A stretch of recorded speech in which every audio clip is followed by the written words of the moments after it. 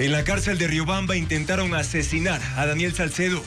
Resultó ileso, pero su hermano Noé quedó herido al intentar protegerlo. Petroecuador separó a 70 funcionarios que, según la institución, tenían sueldos dorados. Según la empresa, se ahorrará 1.7 millones anuales, pero no especificó cuánto pagará por las indemnizaciones. Los choferes de 26 cooperativas de taxi rutas en Guayaquil alertan que están bajo amenaza de extorsiones tras el segundo asesinato de un chofer en menos de una semana. Tras 4 días, hoy se hizo pública la brutal agresión en un parque de Quito a una estudiante por parte de una de sus compañeras. El caso está en la fiscalía y mientras se investiga, la agresora fue enviada a clases virtuales. La justicia española aprueba la extradición de William Alcíbar, alias Negro Willy, acusado de liderar el ataque contra TC Televisión en enero del año pasado, pero pone como condición que el Estado ecuatoriano garantice su vida. Israel e Irán cumplieron con la tregua anunciada por Donald Trump, pero hasta el último minuto se lanzaron misiles y los dos lados alertan que romperían la tregua si son atacados. Científicos del país encuentran por primera vez una ballena blanca nadando en aguas frente a Puerto López, en Manabí. 7 marcas de chocolate ecuatoriano fueron incluidas en la guía gastronómica Taste Atlas. Una de ellas está en tercer lugar.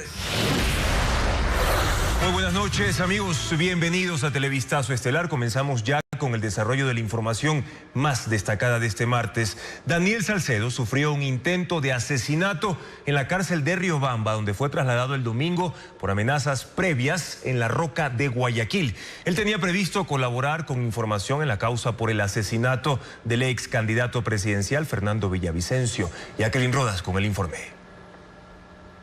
Esta tarde intentaron asesinar a Daniel Salcedo en la cárcel de Riobamba. El sentenciado en el caso Metástasis y en otras 3 causas fue trasladado la mañana del domingo desde La Roca de Guayaquil por seguridad. En Riobamba estaba con su hermano Noé, quien fue herido al intentar defenderlo. Lo trasladaron al hospital y se encuentra estable. Hubo disparos al interior del centro de privación de libertad número 1 Chimborazo, el PPL Daniel Salcedo, el mismo que trataron de quitarle la vida, y el hermano se opuso y recibió una herida de fuego y heridas de arma blanca. Policías y militares ingresaron a la cárcel y Daniel Salcedo está bajo custodia. Hemos encontrado ya el arma de fuego, que es una arma de 9 milímetros. Hemos encontrado munición y hemos encontrado las armas blancas. Tenemos identificado las personas que atentaron contra la vida de este PPL. Después de las investigaciones y las pruebas de ley, sabremos realmente la información final. Él es una pieza clave en la investigación sobre los autores intelectuales del asesinato de Fernando Villavicencio. Recientemente, la abogada de Jorge Glass reveló la versión de Lenin Vimos, sentenciado en el caso Plaga, que involucró a Glass, Salcedo, José Serrano, Javier Jordán y Ronnie Aliaga en el crimen del ex candidato presidencial. Salcedo está dispuesto a colaborar con la justicia, pero según su abogado, intentan detenerlos. Ambos han recibido amenazas y un pasquín. Con esos elementos presentaron una denuncia en la fiscalía. El cabecilla del grupo criminal Los Tiguerones será extraditado por la justicia española. William Alcíbar Bautista, más conocido como el Negro Willy, está acusado, entre otros delitos, de dirigir el ataque al canal TC Televisión ocurrido en enero del año anterior. William Alcíbar Bautista, o el Negro Willy, como se lo conoce, fue detenido en España en octubre del año anterior, en una operación conjunta de la Guardia Civil Española y la Policía Ecuatoriana. Estaba junto a su hermano, Alex Alcíbar, a quien se identifica como su mano derecha y que también fue detenido en esa operación. Ecuador pidió entonces la extradición del Negro Willy, a quien se acusa de varios delitos, entre ellos ser el líder de los Tiguerones, considerado por Ecuador como un grupo terrorista. También se lo identifica como el gestor y cabecilla del ataque al canal de televisión TC, ocurrido en enero del 2024 y por el cual hay 12 personas detenidas en Ecuador. Asimismo, se lo involucra en la detonación de coches bombas y de asesinatos por encargo, es decir, de sicariato. España aprobó la extradición de William Alcíbar, pero con condiciones. Han dado un plazo de 3 meses a Ecuador para que preste garantía suficiente de haber adoptado las medidas y realizado las acciones concretas indicadas por la Comisión Interamericana de Derechos Humanos, tendentes a garantizar de forma efectiva los derechos a la vida e integridad personal del procesado. En pocas palabras, que garanticen su seguridad, porque durante el juicio la defensa del negro Willy esgrimió como argumento para evitar la extradición justamente el hecho de que en Ecuador la vida del procesado correría un peligro inminente. De eso depende entonces la fecha en la que el negro Willy sería finalmente trasladado al país y puesto bajo la tutela de las autoridades ecuatorianas.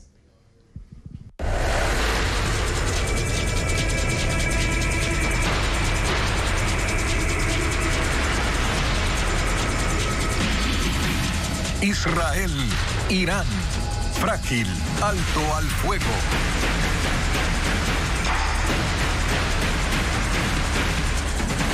Ya rige el alto al fuego entre Irán e Israel después de 12 días de una confrontación militar que deja más inestabilidad a la región del Medio Oriente. El acuerdo estuvo a punto de fracasar por ataques de última hora que llevaron al presidente de Estados Unidos a ejercer más presión. Israel ahora asegura que en este tiempo ha dejado el programa nuclear iraní en ruinas y amenaza con una nueva acción si alguien intenta rehabilitarlo. Pedro Jiménez actualiza la información en torno al conflicto. Ataques de la tarde y noche de lunes dejaron 4 víctimas mortales y una docena de heridos en la ciudad israelí de Beersheba, cuando un misil cayó en un edificio residencial. De manera casi simultánea, las fuerzas de defensa lanzaron misiles contra blancos militares en Irán, con un saldo de 9 muertos, entre ellos un científico que trabajó en el programa de armas nucleares. Israel lo describió como un golpe devastador. Ocurrió poco antes de que el presidente de Estados Unidos anuncie que Irán e Israel habían aceptado la propuesta de alto al fuego. Llegado el momento, Trump publicó en redes un mensaje que decía: el alto al fuego ya está en vigor, por favor, no lo violen. Pero no pasó mucho tiempo hasta que Israel denunció nuevos lanzamientos desde Irán y las fuerzas de defensa alistaron aviones de guerra. Preparaban una nueva represalia. Trump se mostró frustrado por la situación. No estoy contento con Israel, pero tampoco con Irán. Básicamente tenemos 2 países que llevan tanto tiempo peleando y con tanta fuerza que ya no saben qué carajos están haciendo. Finalmente, Irán e Israel anunciaron que ponían fin a los ataques. Miles de personas salieron a las calles de Teherán en una demostración de respaldo al régimen y a las Fuerzas Armadas. Gritaban en contra de Israel y en contra de Estados Unidos. El primer ministro israelí Benjamin Netanyahu dijo esta tarde que con todas las acciones militares desde el 13 de junio han arruinado el programa nuclear iraní, que si alguien intenta revivir ese proyecto, actuarán con la misma determinación. Y al final dijo: Irán no tendrá armas nucleares. Y un informe de inteligencia de los Estados Unidos filtrado a medios y agencias de prensa sugiere que los ataques de la aviación estadounidense contra objetivos en Irán solo han logrado retrasar unos meses el desarrollo del programa nuclear y que las bombas lanzadas contra esas instalaciones lograron daños parciales. Washington ha desmentido esa información, señalando que es un claro intento de menospreciar al presidente Trump. La vocera de la Casa Blanca dijo además que todos saben lo que ocurre cuando se lanzan 14 bombas de 30.000 libras sobre un objetivo. Destrucción total, dijo la funcionaria. El régimen iraní se mantiene activo a pesar de las bajas sufridas en altas esferas de la guerra revolucionaria con los primeros ataques de Israel. La República Islámica tiene un complejo sistema de gobierno en el que se combinan el liderazgo de los ayatolas de corte clerical, un brazo político y también una estructura militar. Según expertos, esta última tiene ahora el control del país en medio de una frágil tregua y el debilitamiento de sus capacidades bélicas. Veamos. Ali Khamenei, de 86 años, es el líder supremo de Irán, jefe de Estado, comandante del ejército, máximo líder religioso y apenas el segundo ayatolá desde el inicio de la Revolución Islámica en 1979, a la cual dio forma su antecesor, el ayatolá Ruhollah Khomeini, quien además creó los cuerpos de la Guardia Revolucionaria Islámica, una rama de fuerzas armadas que protege el sistema político, previene la interferencia extranjera y tiene 125.000 soldados. humanos. Su líder, Hossein Salami, fue uno de los objetivos del ataque de Israel del 13 de junio y tras su muerte ahora ha sido reemplazado por Majid Kademi.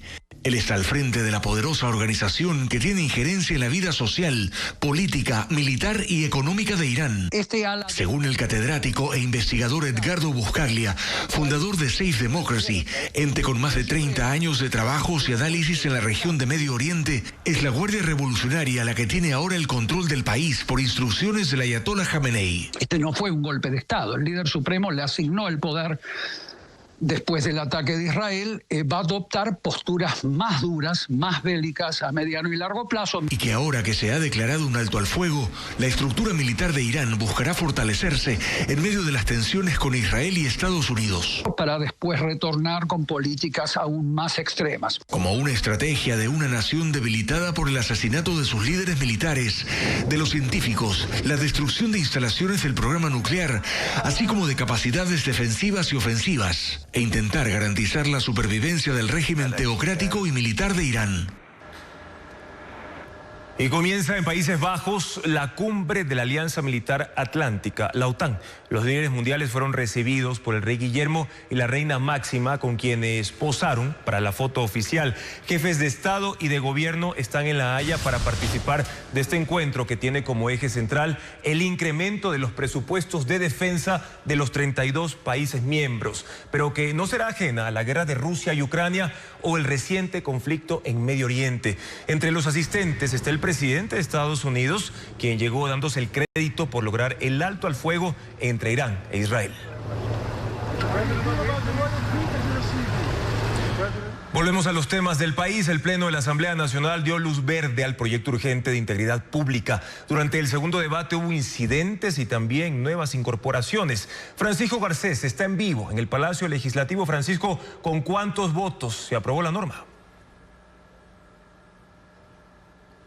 Juan Carlos, amigos, buenas noches. Sí, 84 fueron los votos que se dieron aquí en el Pleno de la Asamblea Nacional para aprobar la nueva Ley de Integridad Pública. Esos votos vinieron del oficialismo, por supuesto, y también de sus temporales aliados, un grupo de independientes, un grupo también de Pachacutic e incluso un inesperado voto del bloque correísta. Con esos votos se aprobó esta, que es la segunda ley urgente enviada a la Asamblea por parte del presidente de la República, Daniel Noboa.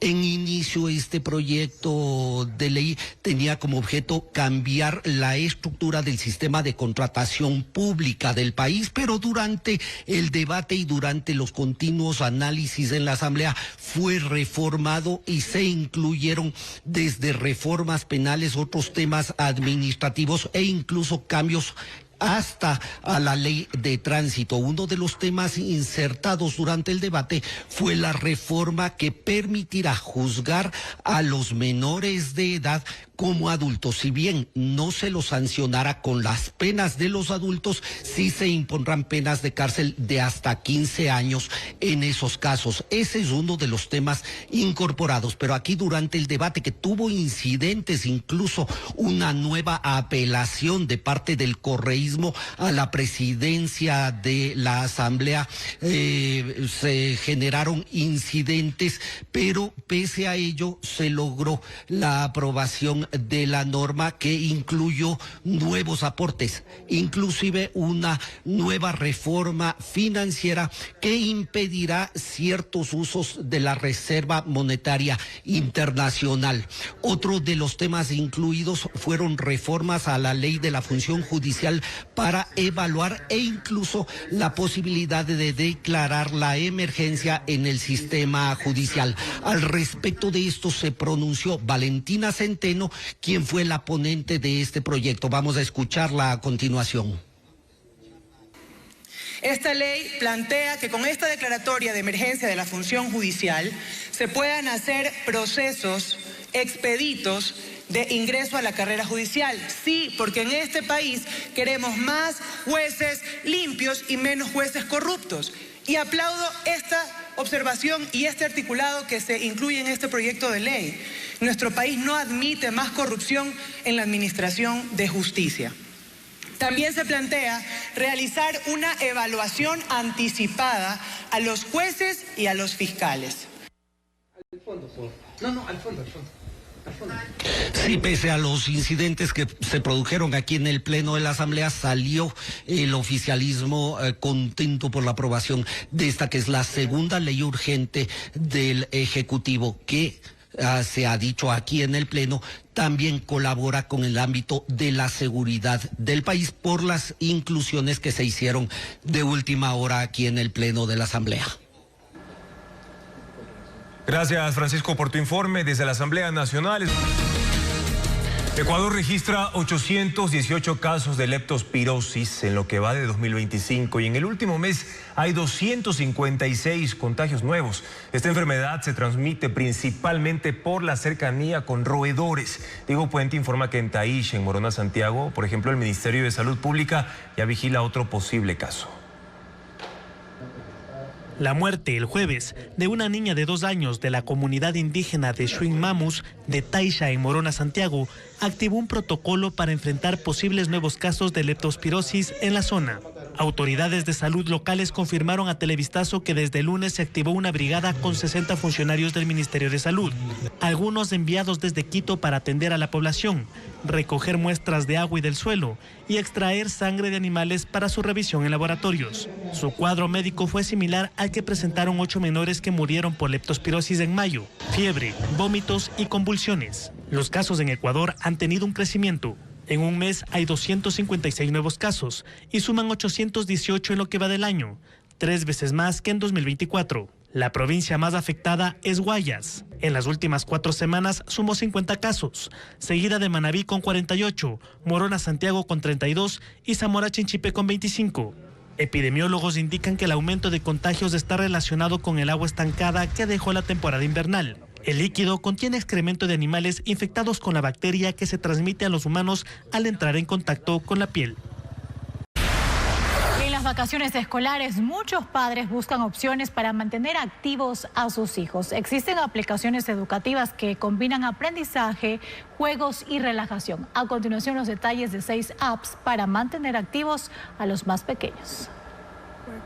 Evitar que los niños se aburran es un reto durante las vacaciones, pero hay aplicaciones que sirven para que aprendan de forma divertida y se relajen. Smile and Learn es útil para aprender idiomas. El contenido se adapta al nivel del estudiante. Consta de juegos, videos y cuentos. Es dirigida a niños de 3 a 12 años. En la app se pueden trabajar contenidos relacionados con las inteligencias múltiples y la neuroeducación. Con Dino Team aprenderán con juegos interactivos los números, las formas, los colores y a contar. Ideal para niños en edad preescolar y primaria. En la aplicación Aprender a leer y escribir, los niños realizarán los trazos de las letras y los números. La app favorece el desarrollo de la psicomotricidad para que los pequeños reconozcan el abecedario, letras mayúsculas, minúsculas y los números. Otra app educativa infantil es Math Kids. Se centra en la enseñanza de las matemáticas. Con juegos y actividades enseña a sumar, restar, comparar y contar. Es una opción para introducir al estudiante preescolar en esa asignatura. También hay aplicaciones para desarrollar las aptitudes de fortaleza emocional, superar los desafíos diarios y las situaciones estresantes para los menores, como Respira, Piensa y Actúa, la aplicación que fomenta la concentración y a gestionar las emociones con calma. Duolingo es una app que ofrece lecciones en más de 30 idiomas, organizadas por niveles y temas como saludos, comida, animales y rutinas diarias. Tiene un diseño colorido, personajes animados y recompensas como puntos, medallas y metas diarias. También hay ejercicios matemáticos y musicales. Las plataformas están disponibles en las tiendas de aplicaciones para iOS, Android y Microsoft. La mayoría es gratuita. Hasta mayo de 2026 el gobierno entregará $100 millones en créditos para emprendimientos a 150.000 beneficiarios de bonos y pensiones del Ministerio de Inclusión Económica y Social. Quienes acceden a este financiamiento van a dejar de recibir el bono mensual. Más detalles con Adriana Bermeo. El gobierno anunció que otorgará créditos para emprendimientos a 150.000 personas en condiciones de pobreza.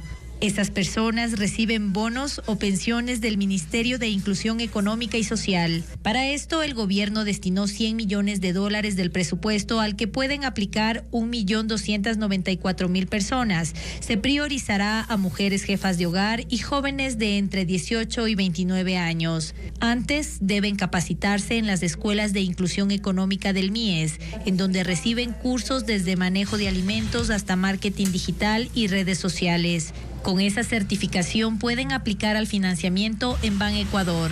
Ellos salen de ser beneficiarios del bono al momento que acceden a los créditos. A quienes se les otorgue el préstamo les acreditarán entre $660 y $1.320, es decir, el equivalente acumulado de 1 o 2 años de lo que recibían del bono, $55 mensuales. El MIES dijo a Televistazo que transcurrido esos plazos se evaluará la situación del beneficiario y si su condición económica no ha mejorado puede aplicar de nuevo al bono. Este tipo de créditos llamados de desarrollo humano no son nuevos. Desde diciembre del 2023 se han otorgado a 66.463 personas y se han entregado $55 millones. Ante el inicio de las negociaciones para un acuerdo comercial con Emiratos Árabes Unidos, el sector exportador ahora enfoca su mirada en la colocación de productos premium en los mercados del Golfo Pérsico. Ecuador tiene experiencia en la generación de ese tipo de productos y los exportadores consideran que los tiempos de la negociación les van a permitir ajustarse a los requerimientos. En los 6 meses que se prevé que duren las negociaciones de un acuerdo comercial con Emiratos Árabes Unidos, el sector exportador ecuatoriano ajustará aquellos factores que les permitirán obtener un mayor beneficio del acceso a uno de los mercados de más alto poder adquisitivo del mundo. No se empieza desde cero. El Ecuador ya tiene experiencia en el desarrollo de productos para consumidores premium que buscan calidad, productos orgánicos y sostenibles. De tal suerte que hay oferta de productos tradicionales que ya ingresa, banano, camarón, pero también de la oferta no tradicional que de esa mano podrían ingresar siempre que puedan evidenciar esta dinámica de pertenecer a un producto de la más alta calidad, pero además con estándares árabes. Se refiere a la certificación halal, que se obtiene al cumplir con criterios técnicos, sanitarios y religiosos. La alcanzan, por ejemplo, los productos que no contienen bebidas alcohólicas, las proteínas animales que han sido sacrificadas según el rito musulmán. Los principales productos no petroleros ni mineros que Ecuador exportó en 2024 a Emiratos Árabes Unidos fueron banano, camarón, flores y café en sus presentaciones premium. Esas exportaciones llegaron a $150 millones y se prevé con un acuerdo comercial que tengan un crecimiento anual del 25%. Pero la mirada se concentra en la apertura de mercados para productos más sofisticados como barras de chocolate gourmet, café de especialidad, snacks de superalimentos, mermeladas y salsas elaboradas con productos tropicales. Y eso tiene una razón económica.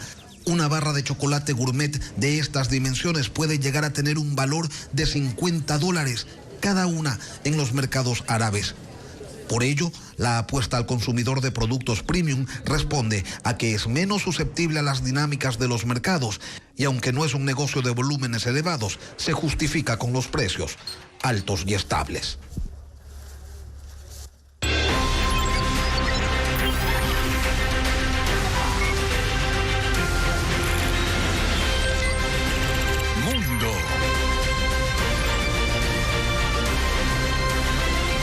El alto al fuego entre Irán e Israel ha hecho que el gobierno de Benjamín Netanyahu concrete más esfuerzos en la guerra en Gaza. Hoy se ha reportado un nuevo ataque que provocó la muerte de 44 personas. Ha ocurrido por disparos y drones cerca de un sitio de distribución de alimentos en sitios separados, tanto en el sur como en el centro de la franja. Los cuerpos de los muertos y los heridos fueron llevados al hospital Nasser en Han Yunis. El ejército de Israel no ha hecho comentarios sobre este incidente. Y más de 100 millones de estadounidenses están bajo alerta por la primera ola de calor del verano. Se trata de un momento excepcional con temperaturas que llegan a bordear los 40 grados en el inicio de una temporada que se extiende hasta mediados de agosto y que ha empezado con intensidad. El fenómeno seguirá esta semana. Ha sido denominado domo de calor y se instala en estados de la costa este desde Maine hasta Florida y también en el centro del país. Las temperaturas elevadas han alterado actividades al aire libre y el calor se mantiene en las noches, lo que representa un riesgo para la salud. Fuertes lluvias afectan a más de 300.000 personas en ciudades y pueblos en el sureste de China. Las inundaciones son las más graves en 30 años. Ileana Suárez con las imágenes. En la provincia china de Guizhou, las lluvias mantienen bajo el agua a comunidades enteras en las ciudades de Gongjiang y Rongjiang, con más de 300.000 habitantes cada una. Las autoridades pidieron a unos 70.000 residentes a orillas de los ríos que evacúen hacia zonas más altas. Afirman que la intensidad de estas precipitaciones no se había visto en unos 30 años. En el condado de Longshan, en la vecina provincia de Hunan, 4 personas quedaron atrapadas en un garaje subterráneo inundado, de las cuales 3 fueron halladas muertas y una fue rescatada. Un tramo de la autopista Xiaorong-Se se derrumbó tras un deslizamiento de tierra que además provocó el colapso de un puente. 2 carros cayeron a un precipicio y la parte delantera de un tráiler quedó colgando en el aire. Rescatistas acudieron para sacar al conductor. Las lluvias además provocaron cortes de internet y electricidad. Los gobernadores de Guizhou y Hunan elevaron la alerta de inundación a su nivel más alto y desplegaron equipos de emergencia para atender a los afectados. Y España celebró el inicio del verano con las tradicionales hogueras de la noche de San Juan. Miles de personas acudieron a las playas para este rito milenario en el que inciden fogatas para decir adiós a lo malo y lo viejo e iniciar un nuevo ciclo. La noche de San Juan es una festividad que marca el solsticio de verano. La cita comenzó la tarde del 23 de junio, cuando miles de españoles fueron a las playas de todo el país para dar la bienvenida al verano con una gran fiesta. Durante la noche y la madrugada hubo música, rituales y bailes al calor de hogueras en la arena. Muchos escriben sus deseos en un papel y los arrojan al fuego con la esperanza de que se cumplan. Otros saltan sobre las llamas, un gesto ancestral de purificación y buena suerte. La noche de San Juan tiene un origen pagano. Se encendían miles de hogueras en la noche del 21 de junio para enviar fuerzas al sol. Pero el cristianismo adaptó la tradición en el calendario para llevarla hasta el nacimiento de San Juan el Bautista en el amanecer del 24 de junio. En Guayaquil se inaugurará el Festival Internacional de Cine de Comedia en el Museo Antropológico y de Arte Contemporáneo. Además, el pianista estadounidense Nicholas Susi ofrecerá un concierto en la capital. Estefanía Arias con las fechas de estos eventos en la agenda cultural.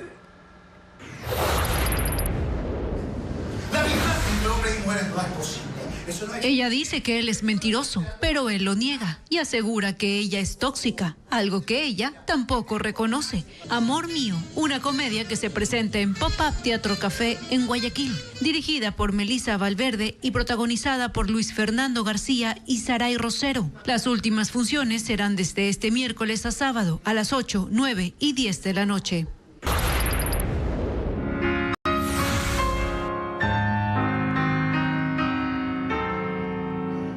El pianista estadounidense Nicholas Susi está en Ecuador para ofrecer un recital excepcional en el que interpretará temas del maestro ecuatoriano Luis Humberto Salgado, una de las figuras más relevantes del siglo XX.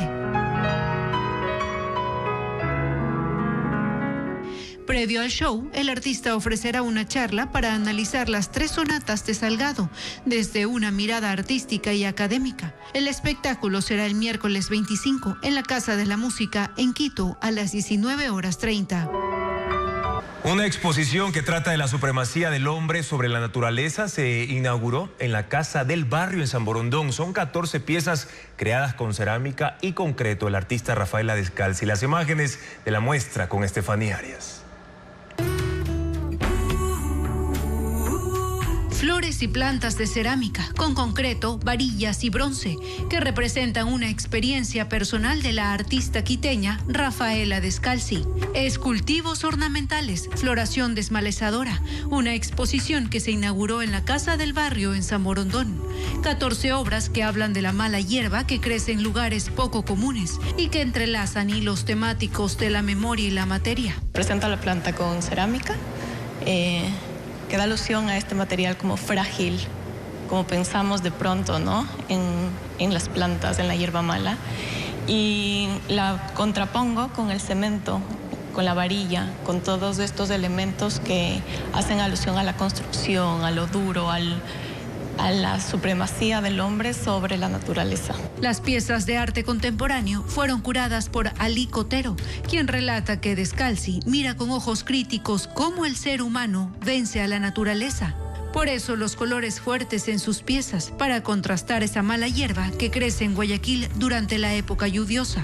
Yo estaba siempre rodeada de vegetación, de la montaña, del paisaje andino, y el momento en que vengo a vivir a Guayaquil, comienzan a surgir dentro de mis obras las hierbas malas.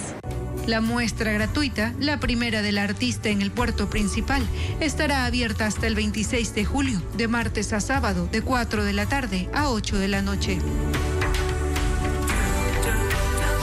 Una estudiante agredió brutalmente a una compañera mientras se encontraba en un parque de Quito el pasado 20 de junio. El caso ya está en la Fiscalía y el Ministerio de Educación dispuso que la agresora reciba clases virtuales mientras duran las investigaciones. Adriana Bermeo amplía la información sobre este caso y Televistazo previene que las imágenes que publicamos como una alerta pueden herir susceptibilidades. En 2 videos que se viralizaron hoy en redes sociales quedó grabada la violenta agresión de una estudiante a otra. Se observa a una adolescente arrastrar a su compañera del cabello, patear su cabeza y golpear su rostro con la rodilla. La víctima tiene pocos segundos para levantarse. Es derribada de nuevo y apenas alcanza a cubrirse el rostro antes de quedar tendida. Mientras la agresora se sube sobre ella, aplasta su cabeza contra el suelo y continúa golpeándola. La agresora solo se detiene para reírse con actitud triunfante. Todo esto ocurrió en el Parque Chimbía, en el centro norte de Quito, el viernes 20 de junio. Frente a un grupo de estudiantes que no hicieron nada por ayudar a la joven. El caso está en la Fiscalía. La ministra de Educación, Alegría Crespo, calificó la agresión esta tarde en la red X de brutal y aseguró que actuarán con todo el rigor. A la par, en un mensaje de WhatsApp, el ministerio dijo que la estudiante agresora tomará clases virtuales, que han mantenido reuniones con los padres de familia de las estudiantes involucradas y que les han acompañado emocionalmente. La Junta Distrital de Resolución de Conflictos determinará las acciones disciplinarias que se tomarán en este caso y resolverá sobre los estudiantes que presenciaron la agresión y la auparon. La sanción educativa más grave es la expulsión del colegio. Tras el asesinato de 2 choferes de taxi ruta en menos de una semana, ese gremio en Guayaquil alerta que 26 cooperativas que operan bajo esa modalidad son blanco de extorsiones de las mafias. Ambos hechos violentos ocurrieron incluso en el mismo sector, como lo explica Merlín Ochoa. El asesinato del lunes pone en alerta a los taxirrutas que conectan a Guayaquil con Durán. El crimen ocurrió a las 8 de la noche en la esquina de Víctor Manuel Rendón y 6 de marzo, frente al emblemático Parque Centenario. 2 sicarios en moto se acercaron a un taxista que esperaba pasajeros y lo acribillaron a una hora de mucha concurrencia peatonal y vehicular. Los taxirrutas dan un servicio similar al de un bus, con la flexibilidad de recoger y dejar pasajeros dentro de un recorrido predeterminado. Una semana antes, otro conductor de esta modalidad fue asesinado en el mismo sector. Ambos crímenes, según sus colegas, están relacionados con una organización delictiva que los extorsiona para no asesinarlos. Hermano, esta noticia es para todos, nos asusta, pues.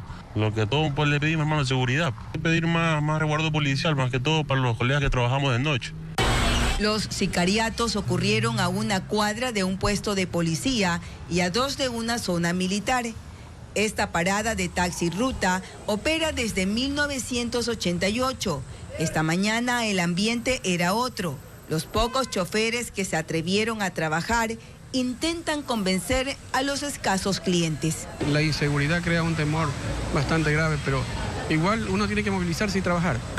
Según información gremial obtenida por Ecuavisa, actualmente existen 26 cooperativas y compañías que operan la ruta Guayaquil-Durán, unos 90 socios en total.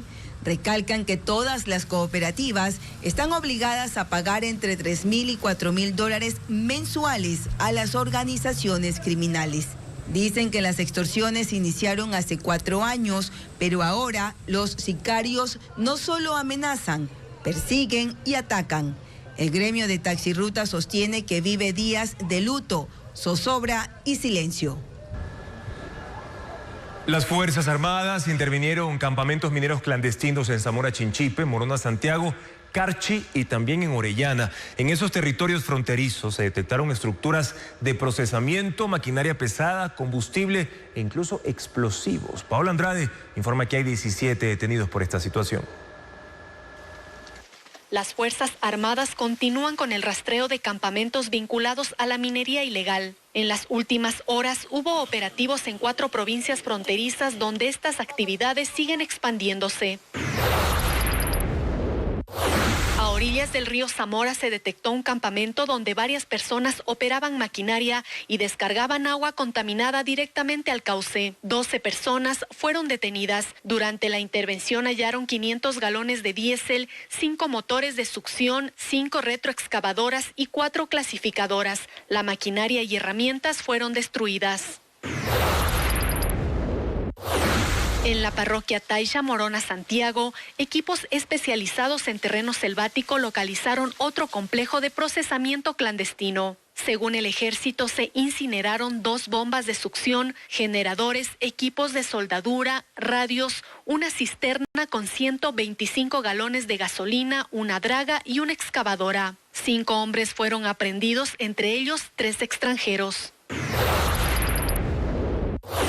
Al noroccidente de Carchi, en la parroquia El Chical, a solo 2.5 kilómetros de la frontera con Colombia, fue hallado un campamento escondido entre la montaña. Los uniformados indicaron que quemaron 200 sacos con material aurífero, poleas, motores, rotomartillos y explosivos como cápsulas ordinarias, mecha lenta y anfo. Y se neutralizó 8 bocaminas para impedir que personas que se encuentran en estas actividades ilícitas puedan seguir trabajando. En Guayusa, Cantón Coca, en Orellana, Inteligencia Militar identificó otro foco de minería ilegal. Allí se habían instalado al menos 2 retroexcavadoras y un motor de succión. No hubo detenidos.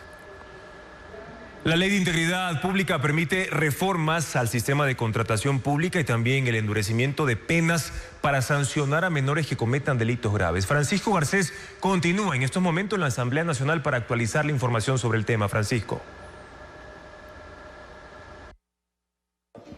El oficialismo consiguió 84 votos para aprobar aquí la segunda ley urgente enviada por el presidente de la República al Pleno de la Asamblea. Es la ley urgente de integridad pública.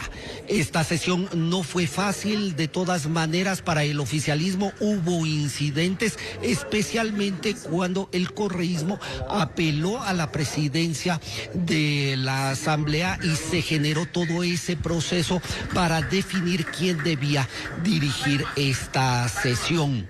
Esto se produjo en medio de nuevas inclusiones de última hora propuestas por el oficialismo a la misma ley urgente. Mientras se debatía eso, se generaron los incidentes, pero al final se acabó aprobando esta ley que originalmente el presidente de la República la había enviado como una propuesta de reforma al sistema de contratación pública, pero incluyó muchas nuevas temáticas, especialmente reformas al Código Penal.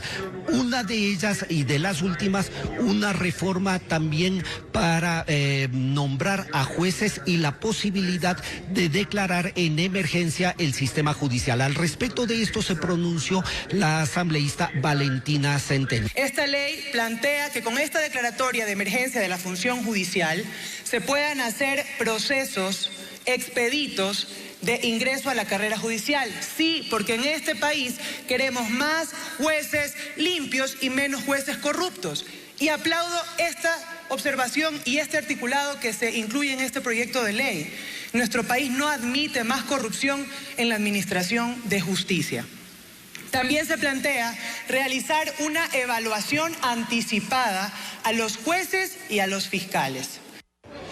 La nueva ley que volverá al presidente de la República para su veto incluye también otras reformas penales. Una de las más comentadas y debatidas fue la que permitirá que los menores de edad sean juzgados y reciban sanciones similares a los adultos. El mantenimiento de los aviones presidenciales motivaron a que el presidente Daniel Noboa tenga que viajar a China en un vuelo charter. Una de las aeronaves está en Estados Unidos desde marzo pasado y no ha retornado al país, mientras que la otra permanece sí en Ecuador, pero cubre vuelos nacionales a pesar de que sí la usaban para viajar al extranjero. Diego Cuenca con el informe. Ese año la presidencia de la República ha tenido que contratar aviones de empresas privadas para cumplir con las giras al extranjero de Daniel Noboa. Según la canciller Gabriela Sommerfeld, las 2 aeronaves del Ejecutivo están en mantenimiento. Por eso este lunes Noboa llegó a China en un avión charter de la compañía Pasaka Capital, que fue creada en Los Ángeles, California, en Estados Unidos. Según la Administración Federal de Aviación, la nave de tipo Gulfstream G650 tiene capacidad para al menos 16 pasajeros. Y según especialistas en aeronaves que consultó Televistazo, en promedio la hora de vuelo de este tipo de jets cuesta entre 10 y 25 mil dólares, incluido pilotos, combustible, tasas aeroportuarias y catering. Noboa se bajó de ese avión en Pekín para empezar una serie de actividades que incluye a Europa durante 12 días. Aunque el gobierno ecuatoriano no aclara qué tipo de mantenimiento reciben los aviones, Televistazo consultó los registros aéreos del portal airnavradar.com, que dan cuenta de que al menos uno sí está operando. Es el caso del Legacy 600, que desde el 19 de junio no se había movido de Quito, pero este martes salió a Cuenca. Ese jet ejecutivo es el que fue puesto en venta en el gobierno de Guillermo Lasso, pero Noboa derogó el decreto que ordenaba venderlo. Durante el 2024 hizo 8 viajes internacionales, 44 nacionales y en lo que va del 2025, 33 viajes, 2 de ellos hacia Estados Unidos. Mientras el avión Falcon 7X despegó por última vez el 9 de marzo desde Quito, aterrizó en Nevada, Estados Unidos, y no retornó. Es la aeronave más usada. Por ejemplo, movilizó al presidente Noboa a Toronto, Canadá, en noviembre del año pasado. En 2024, esa nave voló 25 veces al extranjero y 74 dentro del territorio nacional. En lo que va de 2025, voló 30 veces entre enero y marzo, la mayoría entre Quito y Guayaquil. Televistazo solicitó información a la Casa Militar de la Presidencia de la República y a la Fuerza Aérea Ecuatoriana para conocer detalles de los mantenimientos de los 2 aviones. Pero hasta el cierre de este informe, no hubo una respuesta. No todos los bienes que pertenecieron a las universidades cerradas por baja calidad serán vendidos. El Consejo de Educación Superior señaló que entregará las propiedades a otros centros de estudio para mejorar los procesos educativos. Diego Puente con la segunda entrega sobre este tema. La Cancillería ecuatoriana se declaró en emergencia institucional por 2 meses para que embajadas de Israel y Palestina protejan a los ecuatorianos en situación de vulnerabilidad. Diego Cuenca informa que esa medida se tomó en un acuerdo ministerial en el contexto de la guerra entre Israel e Irán.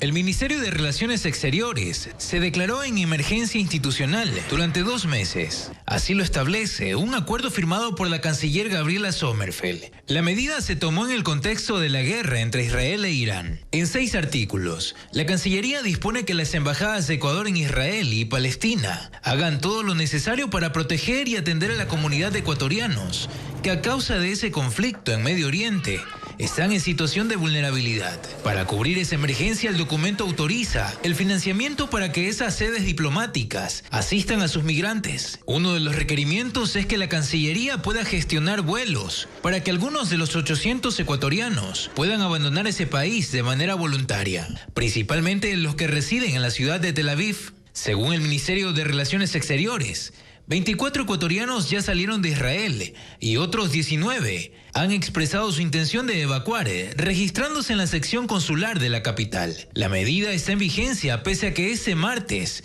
Irán e Israel entraron a un cese al fuego tras 12 días de ataques con misiles. La Asociación de Bancos del Ecuador espera que en 2025 la entrega de créditos crezca hasta en 13%. Sin embargo, reconocen que se requieren cambios normativos. Analistas insisten en que las reformas deben apuntar también hacia el ingreso de nuevos actores en el mercado del financiamiento interno. En el desarrollo económico de los países, los créditos bancarios juegan un rol crucial. En Ecuador, estos en el último año registran un crecimiento importante que impidió que la caída del Producto Interno Bruto sea aún más profunda. Los créditos productivos permiten que las empresas y los individuos financien proyectos que inciden en la producción y el empleo. Los créditos de consumo facilitan la adquisición de bienes y servicios, impulsando la demanda agregada. Si es que se mejoran las condiciones, nosotros pensamos que al menos debe mantenerse este ritmo de crecimiento y pasar del 10% al 12% o al 13% en crecimiento de cartera. En el último año, los créditos productivos se incrementaron en el país en un 11,7%. Ese crecimiento se apalanca en una balanza comercial positiva que permitió la llegada de más dinero, elevando los depósitos en el sistema financiero, en el impacto de las remesas, en los créditos internacionales que recibió el país. Para continuar en la dinámica de crecimiento, sin embargo, se necesitan reformas. El primero y más importante, el sistema de tasas de interés. El sistema de tasas de interés en el Ecuador se ha convertido en el principal obstáculo de mayor inclusión financiera, porque al establecer techos de tasas de interés con una inexistente metodología, lo que provoca es que las personas que no pueden por su riesgo ser atendidas hasta dentro de estos techos deban recurrir al financiamiento informal, al chulco. Según un informe de la Escuela Politécnica Nacional, el impacto del crédito en la creación nacional de riqueza es mayor cuando son créditos productivos que cuando se trata de créditos de consumo. Tener más crédito en el país, según analistas, requiere de la presencia de más bancos. Abrir a la competencia internacional y liberar los flujos de capitales. Lo que hizo el Ecuador en décadas pasadas es un absurdo, fue cerrarse al mundo, cuando en el Ecuador la liquidez es escasa, es un pequeño lago de liquidez, y se bloqueó el acceso a ese gran océano de liquidez que es el mundo. Entonces, para tener tasas más bajas, por ejemplo, como las que tiene Panamá, hay que tener ese enlace con la liquidez internacional. Al mes de junio, la cartera de crédito del sistema financiero privado se ubica en 48.000 millones de dólares. De ellos, el 58% se destina a la producción, el 42% al consumo. Desde Asobanca se señala que el crecimiento proyectado para este año podría ser superior si estuviera acompañado de políticas públicas que consoliden y fortalezcan los esfuerzos privados.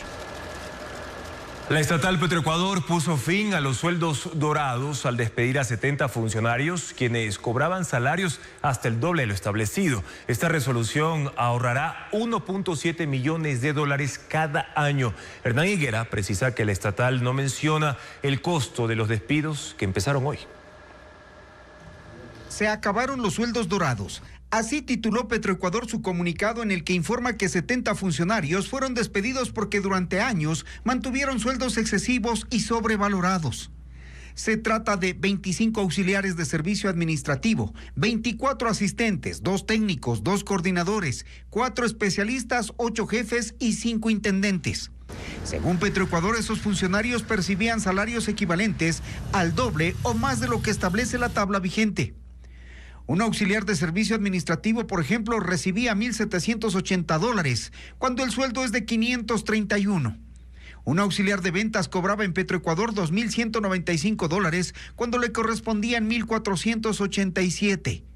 Una secretaria ejecutiva en Petroecuador ganaba casi el triple del salario que le correspondía. Recibía $2,195. La tabla le fijaba un sueldo de $885. Un técnico de laboratorio de control cobraba $3,723, cuando su remuneración fija era de $1,815. A nivel jerárquico, los rubros eran más escandalosos porque había funcionarios que ganaban incluso más que el propio gerente de la empresa. Es el caso del coordinador de riesgos, cuyo sueldo era de $5,756. Lo fijado en la tabla es de $2,470. Lo mismo ocurría con el coordinador de seguridad y ambiente, que recibía mensualmente $5,441 en lugar de los $2,470 que le correspondían. El superintendente de mantenimiento de producción recibía $5,608 en lugar de los $4,125 que le fijaba la tabla.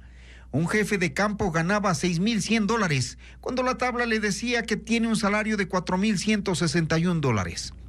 Los funcionarios despedidos en mayo pasado recibieron además una bonificación por la variable de evaluación del 2024 que representó $455,000 para el presupuesto de Petroecuador. Estas distorsiones salariales, como les denomina Petroecuador, son el resultado de decisiones anteriores de directorios que se ampararon en la Ley de Servicio Público, que determina el pago de reconocimientos y bonificaciones, siempre que las empresas del Estado sean productivas y rentables, lo que ya no es el caso de Petroecuador. Los 70 despidos permitirán a Petroecuador un ahorro anual de $1.7 millones, según el comunicado, y no afectarán las operaciones estratégicas, ya que los desvinculados serán reemplazados por perfiles que establece el manual orgánico de la mayor empresa estatal. En el comunicado, Petroecuador omitió la cifra de cuánto costarán las indemnizaciones por los 70 despidos. La ministra del Trabajo, Ivonne Núñez, ha pedido al directorio de Petroecuador y a los del resto de empresas públicas bajar al mínimo este tipo de beneficios que se disfrazan bajo el título de remuneraciones variables, que resultan como una especie de pago de utilidades en el sector público, figura que no existe. Investigadores desarrollan proyectos que utilizan los cadáveres de arañas para construir robots híbridos. Además, una nueva función de TikTok permite transformar imágenes en videos de 5 segundos. Las novedades tecnológicas con Ana María Palacios. Crecen los proyectos de necrobótica, que se enfocan en convertir cadáveres de arañas en robots biohíbridos. Estos necrobots utilizan la estructura natural del cuerpo del arácnido para crear pinzas robóticas, la manipulación de componentes electrónicos como microchips, la recolección de muestras y trabajos de campo como la captura de insectos sin dañarlos. Los investigadores introducen una jeringa en el lomo de la araña muerta y la fijan con pegamento. Al introducir y extraer líquido, las patas se mueven como si la araña estuviera viva.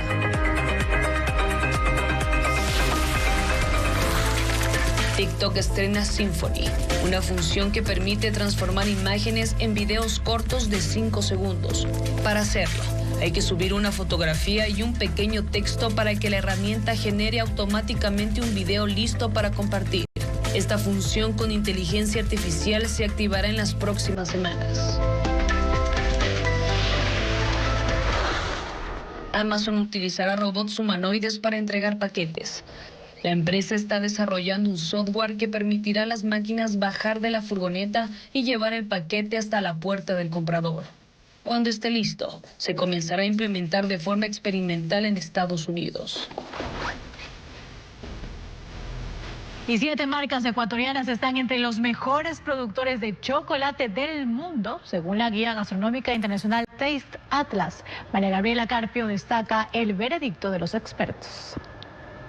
La calidad del chocolate ecuatoriano se consolida a escala internacional. Así lo confirma la guía gastronómica global Taste Atlas, que reconoce a 7 marcas ecuatorianas entre los mejores productores de chocolate del mundo. La más destacada es Pacari, que está en tercer lugar con una calificación de 4.8 sobre 5 estrellas. Se sitúa por detrás de las italianas Amedei y Domori. En su descripción, Taste Atlas describe a Pacari como un chocolate 100% orgánico, libre de leche, soya, gluten y productos químicos. La guía gastronómica también publicó una lista de los productos de chocolate más aclamados y en este podio sobresalen más de 40 variedades de esta marca quiteña, que combina cacao fino de aroma ecuatoriano con ingredientes autóctonos como enebro, rosa andina, mortiño, limón verbena y sal del Cusco. Además de Pacari, hay otras 6 marcas ecuatorianas que sobresalen en el listado de mejores productores por su calidad y reconocimiento internacional. Noel Verde, con una calificación de 4.2 estrellas. Conexión Chocolate, Hoja Verde, Yancay y Uma Chocolate obtuvieron una puntuación de 4.1. República del Cacao también figura en la lista, aunque el portal no especifica su calificación. El ranking de Taste Atlas se basa en las calificaciones otorgadas por críticos profesionales y en los resultados obtenidos por cada producto en concursos internacionales. Durante la toma de la plaza de Cotacachi en el Jatun Puncha, un elemento destaca. Es el sombrero puntiagudo que corona cada movimiento de los danzantes. Y de hecho no es solo parte del atuendo, también representa la conexión con el sol y la identidad de los pueblos andinos. Su elaboración es el legado de Alberto Morán, quien ha mantenido vivo por 2 décadas. Cristian Tinajero nos cuenta más.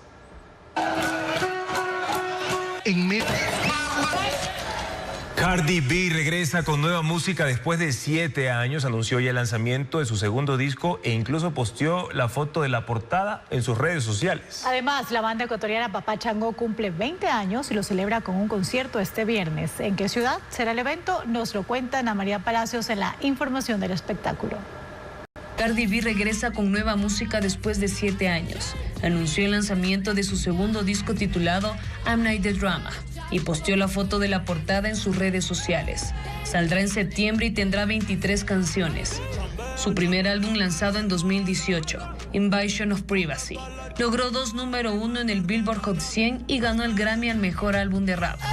Scarlett Johansson y Jonathan Bailey se dieron un beso en la premiere de la película Jurassic Park Renace en Nueva York. Ellos protagonizan el filme que se estrenará en julio. No son pareja y cada uno mantiene una relación. La película sigue un equipo liderado por la doctora Sarah Bennett en una peligrosa misión para recolectar ADN de 3 especies de dinosaurios en una isla donde alguna vez funcionó el Parque Jurásico original. La banda ecuatoriana Papá Changó cumple 20 años y lo celebrará con un concierto este viernes 28 de junio en Quito en la Sala Buenaventura. Tendrá artistas invitados como Pacul, Chelo Calavera y Señor Siniestro DJ. La banda que fusiona reggae, ska y cumbia cantará los temas Negrita, I Love You y No Quiero Tu Amor. Y les contamos ahora que una ballena blanca fue vista por primera vez en Ecuador. El mamífero surcaba las aguas de Puerto López en Manabí y es parte de las ballenas que vienen en esta temporada para aparearse. Investigadores aseguraron que este fue un encuentro único y que este ejemplar albino podría volver a aparecer en otras playas del país. Luis Alfredo Zúñiga con las imágenes del ejemplar. Este fue el momento en el que una excursión turística se convirtió en el primer avistamiento de una ballena blanca en Ecuador. La emoción desbordó a turistas extranjeros, guías y científicos. ¡Qué increíble! El hallazgo ocurrió pasadas las 2 de la tarde de lunes en el mar frente a Puerto López, Manabí, cerca a la isla de La Plata. Un encuentro inédito, ya que según explican los expertos, solo hay 2 ballenas blancas en el mundo y esta es la única en el Océano Pacífico. Se trata de una ballena jorobada con albinismo, llamada Suru. Tiene 3 años, unos 10 metros de largo y fue vista por primera vez en Costa Rica en el año 2022. Es un macho que viene justamente en los primeros meses para los cortejos. Está buscando hembras y cortejando a hembras. Veamos qué sale de esta unión. Si logra cortejarse, vamos a ver posiblemente en las siguientes décadas más ballenas blancas, posiblemente, si es que fuera fértil. Los guías de Palo Santo Travel tenían entre sus pasajeros a 2 investigadores de la Fundación Ballenas del Pacífico. Fotografiaron las marcas del mamífero en su cola y aletas, que funcionan como una huella dactilar, y confirmaron su identidad. La observaron por 40 minutos en sus rituales de cortejo y aprendiendo de otros machos. El capitán decide acercarse y de pronto el marinero empieza a gritar, dice, Silvano, dice, una ballena blanca. Esa es la mejor parte de la investigación, cuando tú tomas la foto de la cola. Los investigadores tenían previsto volver al mar este martes para buscar a Suru. Todo un reto, porque los machos exploran grandes distancias y puede reaparecer en Santa Elena, Salinas, Puerto López o Esmeraldas. Suru permanece más dentro del agua que fuera del agua, por eso es difícil verla. ¿Por qué? Por el color de su piel. Se espera que Suru esté en la zona de apareamiento que va desde Perú hasta Centroamérica, entre 2 y 3 meses antes de volver a la Antártida. Los científicos intentan obtener una muestra de su piel para hacer estudios genéticos y captar su canto para determinar si hay diferencias con los otros machos.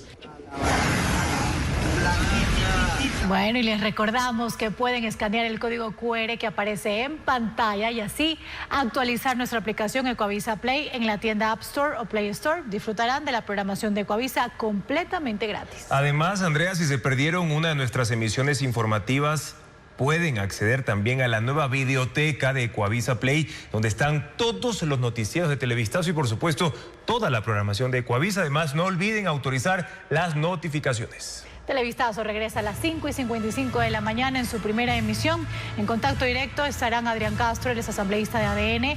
Analizará el proyecto de ley de integridad pública que incluye endurecimiento de penas para menores delincuentes y procesos expeditos para nombrar juez. Además, Joaquín Hernández, internacionalista y rector de la Universidad Ecotec, para analizar si el conflicto entre Israel e Irán ha dado lugar a un nuevo orden en el Medio Oriente. Más noticias, amigos, en ecuavisa.com a cualquier hora, siempre información actualizada. Gracias por su sintonía. Buenas noches.